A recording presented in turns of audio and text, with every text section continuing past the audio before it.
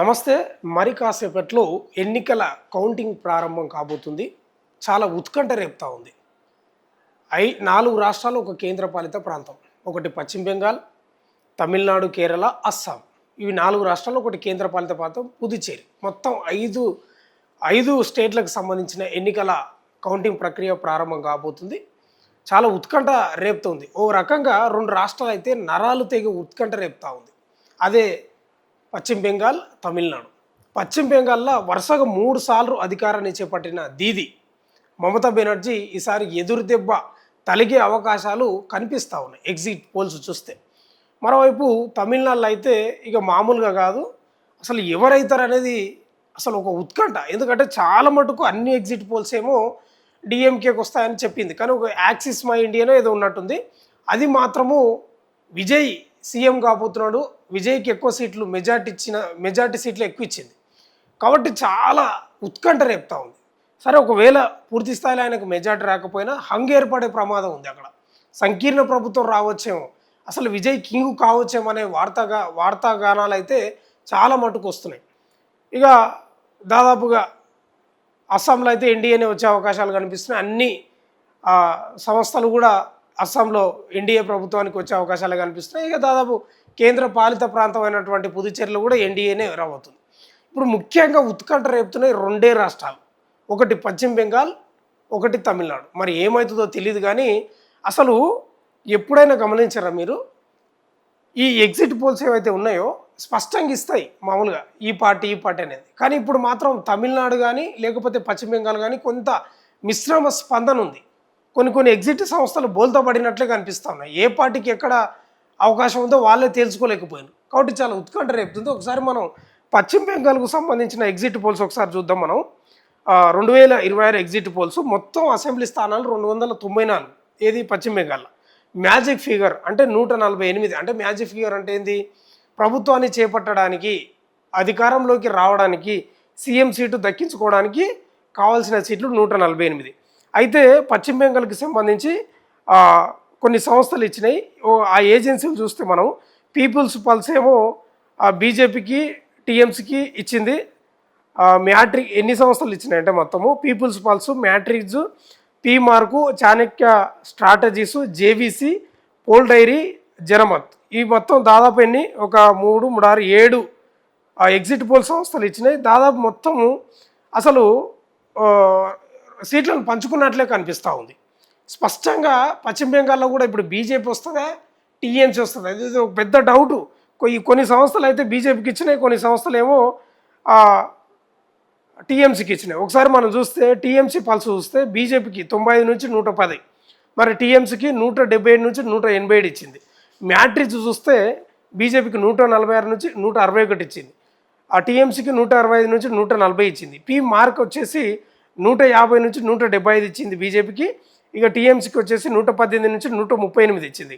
చాణక్య సంస్థ వచ్చేసి 150 నుంచి 160 బీజేపీకి ఇచ్చింది.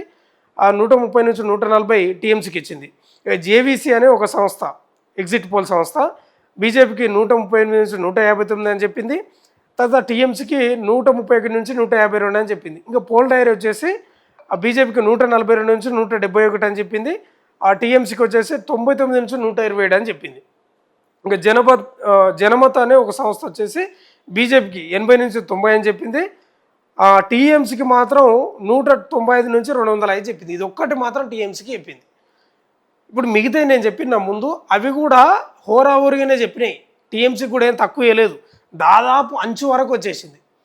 అసలు టఫ్ ఫైట్ ఉంది. ఎగ్జిట్ పోల్ సంస్థలు బోల్తా పడ్డాయా అనే క్వశ్చన్ మార్కు ఆశ్చర్యార్థకం ఉంది. ఒక జనమత్ మాత్రం టీఎంసీకి స్పష్టమైన మెజార్టీ ఇచ్చింది, 100% టీఎంసీ వస్తుందని. ఇది పశ్చిమ బెంగాల్కి సంబంధించి. ఒకసారి మనము తమిళనాడు చూస్తే అసలైంది ఏంటంటే తమిళనాడే. ఒకవేళ పశ్చిమ బెంగాల్ అధికారం మారితే మారచ్చు కూడా, ఎందుకంటే వరుసగా 3 సార్లు 2011, 16, 21 3 సార్లు టీఎంసీ ప్రభుత్వం ఉన్నది. సాధారణంగా 10 ఏళ్ళు పాలిస్తేనే వ్యతిరేకత వస్తుంది, కానీ మమతా బెనర్జీ 3 సార్లు కంప్లీట్ చేసుకున్నది కాబట్టి ఈసారి మారితే మారవచ్చు కూడా, చెప్పలేము ఏం జరుగుతుందో. అయితే ఇదంతా ఒకటి చెప్పనా మీకు, పోస్టల్ బ్యాలెట్లు ఆ కౌంటింగ్పై ఆధారపడి ఉంటుంది. పోస్టల్ బ్యాలెట్లో ఏ పార్టీకి మెజార్టీ వస్తుందో దాదాపు ఆ పార్టీ కొంచెం ముందంజలో ఉంచే అవకాశం ఉంటుంది. ఆడనే గెలుపు అవకాశాలు అంటలేను పూర్తిగా, గెలుపు అవకాశాలు కొంత మెరుగుంటుంది, పోస్టల్ బ్యాలెట్ల మీదనే ఆధారపడి ఉంటుంది ఒకసారి.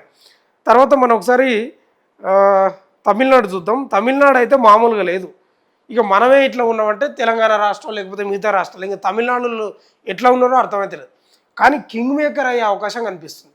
డైరెక్ట్ ఆయన ముఖ్యమంత్రి అయ్యే అంత సీట్లు వస్తాయా, అదో క్వశ్చన్ మార్క్, ఆశ్చర్యార్థకం. లేదా కింగ్ మేకర్ అవుతాడా అంటే హంగ్ ఏర్పడుతుందా, హంగ్ ఏర్పడితే మరి ఈయన 100% సీఎం కావాలనే కోరుకుంటాడు. డిఎంకే మాత్రం ఇయ్యదు, స్టాలిన్ ఇయ్యడు. ఒకవేళ పొత్తు పెట్టుకుంటాము, ఇప్పుడు ఎట్లయితే పవన్ కళ్యాణ్ టీడీపీ తోటి పొత్తు పెట్టుకున్నాడో, ఏదో డిప్యూటీ సీఎం పదవికి అడ్జస్ట్మెంట్ అయ్యిండో, విజయ్ మాత్రం కాడనే అవకాశాలు కనిపిస్తున్నాయి. కొందరు రాజకీయ మేధావులు వాళ్ళు వీళ్ళు వాళ్ళతో వాళ్ళ యొక్క డిబేట్లు వాళ్ళు ఇచ్చే ఎక్స్ప్లెనేషన్ చూస్తుంటే ఆయన డిఎంకే తోటి మాత్రం డిప్యూటీ సీఎం పదవికి మాత్రం ఒప్పుకునే పరిస్థితి లేదు. ఏమైనా అన్న డిఎంకే బీజేపీ, ఇప్పుడు అన్న డిఎంకే బీజేపీ ఆల్రెడీ పొత్తులో ఉంది, వీళ్ళతోటి ఏమైనా కలిసి సీఎం పదవి చేపడతాడా అనే క్వశ్చన్ మార్క్, ఆశ్చర్యార్థకంగా కూడా ఉంది. ఒకసారి మనం ఎగ్జిట్ పోల్స్ చూద్దాం, ఒకసారి మళ్ళీ మనం రివైజ్ చేసుకుందాం. 2026 ఎగ్జిట్ పోల్స్ మొత్తం అసెంబ్లీ స్థానాలు 234 ఏడా తమిళనాడులో. మ్యాజిక్ ఫిగర్ అంటే అధికారం చేపట్టాలంటే, సీఎం పదవి చేపట్టాలంటే 118 రావాలి. మరి ఆ ఏజెన్సీలు ఎన్ని ఉన్నాయి? 1 2 3 4 5 6 ఏజెన్సీలు ఉన్నాయి. ప్రధానంగా పీపుల్స్ పల్స్ అనేది ఇచ్చింది. డిఎంకేకి ఎన్ని ఇచ్చిందంటే 125 నుంచి 145 ఇచ్చింది. అన్న డిఎంకేకు 65 నుంచి 80 ఇచ్చింది. టీవీకేకు 18 నుంచి 24 మాత్రమే ఇచ్చింది. తర్వాత మ్యాట్రిజ్ డిఎంకేకు 122 నుంచి 132 ఇచ్చింది. అన్న డిఎంకేకు వచ్చేసి 87 నుంచి 100 ఇచ్చేసింది. టీవీకేకు అంటే విజయ్ పార్టీకి 10 నుంచి 12 ఇచ్చింది.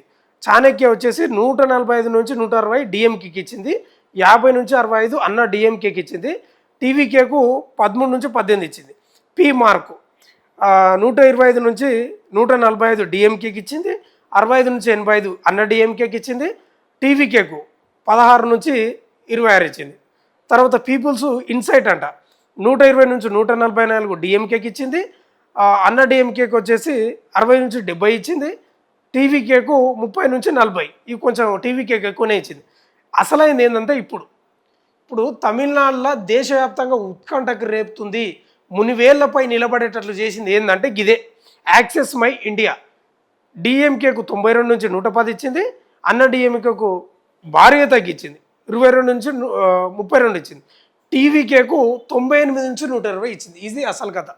యాక్సిస్ మై ఇండియా ఇచ్చినటువంటి 92 నుంచి 120, ఇదే ఇప్పుడు ఉత్కంఠ రేపుతుంది. అసలు మీరు ఛానల్స్ ఓపెన్ చేయండి, మొత్తం విజయ్దే ఉంది. ఈయన కింగ్ మేకరా, డైరెక్ట్ సీఎమ్మా? అసలు ఆయన అక్కడ సీఎంగా డైరెక్ట్ సీఎం అయితే అసలు పవన్ కళ్యాణ్ ఏంది ఇంత ఇంత ఈ స్థాయిలో ఆయనకు అభిమానం ఉంది? ఇంకా మామూలుగా కాదు, ఇక రకరకాల వార్తలు వస్తున్నాయి.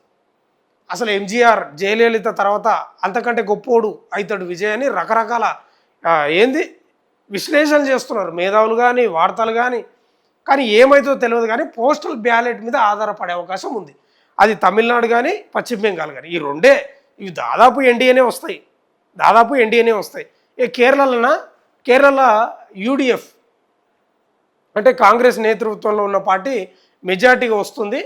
ఎందుకంటే ఇప్పుడు విజయన్ కూడా ఆయన దాదాపు ఆయన యొక్క సీఎం అయిన ట్యాగ్ కూడా తీసేసుకోండి, ఏదో ట్వీట్ చేసిండు, సీఎం అయిన ట్యాగ్ కూడా తీసేసుకున్నాడు. దాదాపు కాంగ్రెస్ కూటమి అంటే యూడిఎఫ్ వచ్చే అవకాశాలు కనిపిస్తాయి. మొత్తం అయితే తమిళనాడు, పశ్చిమ బెంగాల్లో పోస్టల్ బ్యాలెట్ల మీదనే ఆధారపడే అవకాశం ఉంటుంది. దాన్ని బట్టే మనం 100% ఏ పార్టీ ముందంజలో ఉంటుంది అనేది చెప్పొచ్చు. అదే ఫైనల్ అని అనుకోవద్దు, మళ్ళీ అదే ఫైనల్ ఏం కాదు. ఎందుకంటే పోస్టల్ బ్యాలెట్లో వృద్ధులు 80 ఏళ్ళకు పైగా అసలు పూర్తిగా బెడ్కే పరిమితమైన వాళ్ళు, ఇక కనీసం పట్టుకుంటే నడవలేని స్థితిలో ఉంటారు చూడు వాళ్ళు, తర్వాత ఎన్నికల సిబ్బంది, వీళ్ళు పోస్టల్ బ్యాలెట్లో పాల్గొంటారు. వీళ్ళ యొక్క రిజల్ట్ని బట్టి ఉంటుంది. కానీ ఏదేమైనా ఉత్కంఠ రేపుతుంది. దాదాపు ఛానల్స్కు అంకితం అయిపోతారు చాలామంది, టీవీలకు ఫోన్లకు అంకితమై చూస్తూ ఉంటారు. చూద్దాం ఏం జరుగుతుందో. కౌంటింగ్ మొదలైన తర్వాత పోస్టల్ బ్యాలెట్ కౌంటింగ్ తర్వాత మళ్ళీ మనం వార్త చేద్దాం. దాన్ని బట్టి పశ్చిమ బెంగాల్లో కానీ, లేకపోతే కేరళ కానీ, లేకపోతే తమిళనాడులో కానీ ఏ పార్టీ ముందంజలో ఉండే అవకాశం ఉందనేది ఒక ఎక్స్ప్లెనేషన్ చేసే అవకాశం ఉంటుంది. చూస్తూనే ఉండండి మన తెలుగు వెలుగు.